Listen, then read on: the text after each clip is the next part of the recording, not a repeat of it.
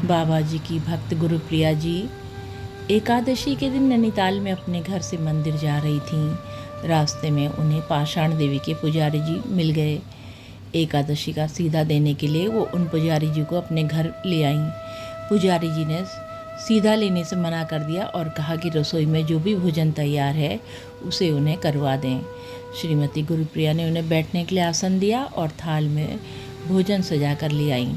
जब पुजारी जी ने भोजन ग्रहण कर लिया तो उनकी नज़र सामने टंगी बाबा की तस्वीर पर गई। उन्होंने कहा, ये किस पाखंडी की फ़ोटो टांग रखी है तुमने?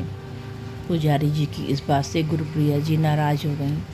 उन्होंने पहले निश्चय किया था कि भोजन के बाद पुजारी जी को 10 रुपये दक्षिणा में देंगी, लेकिन उन्होंने अपना इरादा बदल दिया। केवल 1 रुपये देने का निश्चय किया।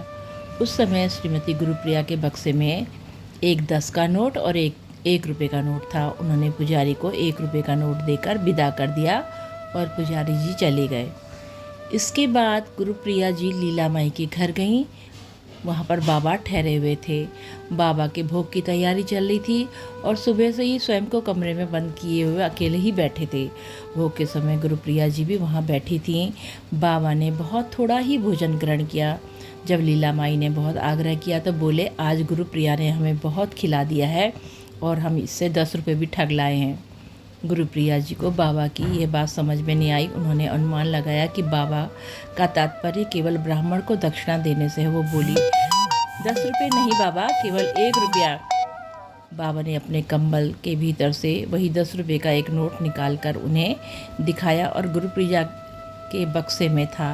उन्हें विश्वास नहीं हुआ। वो घर लौटकर जब उन्होंने अपना बक्सा टटोला तो उसमें 1 रुपये का नोट था, 10 रुपये का नोट गायब था।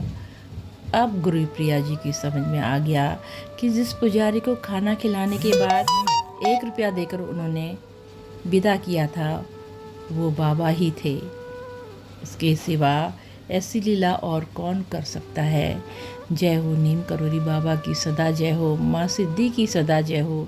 बाबा सदा अपने भक्तों का कल्याण करना प्रभु, कल्याण करना प्रभु। जय हो बाबा, जय हो, सदा ही जय हो।